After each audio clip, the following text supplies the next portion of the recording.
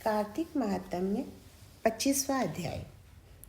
तीर्थ, व्रत और दान आदि के करने से समस्त पाप नष्ट हो जाते हैं, मगर प्रेत योनि में रहने वाले को इसका अधिकार नहीं है।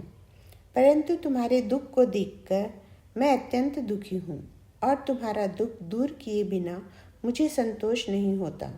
तुम्हारे पाप बड़े भारी हैं, क्योंकि यह तीनों योनियाँ बहुत बड़े पाप करने वालों को ही प्राप्त होती है, और प्रेत योनि तो थोड़े से पुण्य से नष्ट भी नहीं हो सकती।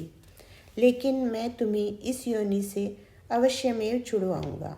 इसलिए मैंने जो कार्तिक का व्रत किया है उसका आधा पुण्य तुम्हें देता हूँ, क्योंकि यज्ञ, दान, तीर्थ यह सब निश्चय ही कार्तिक के व्रत के पुण्य के समान नहीं है। नारद जी ने कहा, हे राजन, इतना कहकर धर्मदत्त ने उसको ओम नमो भगवते वासुदेवाय यह 12 मंत्र सुनाया और तुलसी का जल उसके ऊपर छिड़का। बस फिर क्या था, क्षण भर में वह प्रेत योनि से छूटकर प्रज्वलित शिखा के समान दिव्य रूप धारण करके लक्ष्मी के समान सुंदर हो गई। तब वह धर्मदत्त को दंडवत प्रणाम करके प्रसन्नता से गदगद होकर बोली, हे ब्राह्मण, आपके आशीर्वाद से मैं इस घोर नरक से छूट गई हूँ। मुझे पाप सागर में डूबती हुई के लिए आप नौका के समान है। नारद जी ने कहा, हे राजन, अभी कलहा इस प्रकार कह रही थी कि वहाँ पर विष्णुगण एक दैदीप्यमान विमान लेकर आए। विमान के द्वार पर अप्सराएं और गण बैठे हुए थे। धर्मदत्त ने उन सबको देखकर दंडवत प्रणाम किया। पुण्यशील और सुशील नामक भगवान के गणों ने धर्मदत्त को अपने हाथों से ऊपर उठाकर उसका अभिनंदन करके उन्होंने कहा, हे द्विजश्रेष्ठ, आप धन्य हैं, जो कि आप सदा भगवान विष्णु के व्रत, कथा और सेवा में लगे रहते हैं। आप सर्वदा दीन दुखियों पर दया करते रहते हैं। आपने जो अपने बाल्यकाल में पवित्र और शुभ कार्तिक व्रत किया था, आपने उसके आधे फल से कलहा के पूर्व जन्म के एकत्रित पाप नष्ट कर दिए हैं। यही नहीं, आपकी कृपा से उसके सैकड़ों जन्म के पाप नष्ट हो गए हैं। आपके जागरण आदि के करने के पुण्य प्रभाव से आकाश मंडल से यह विमान आया है। हे ब्राह्मण, अब हम इससे भांति भांति के भोगों से युक्त बैकुंठ में ले जा रहे हैं।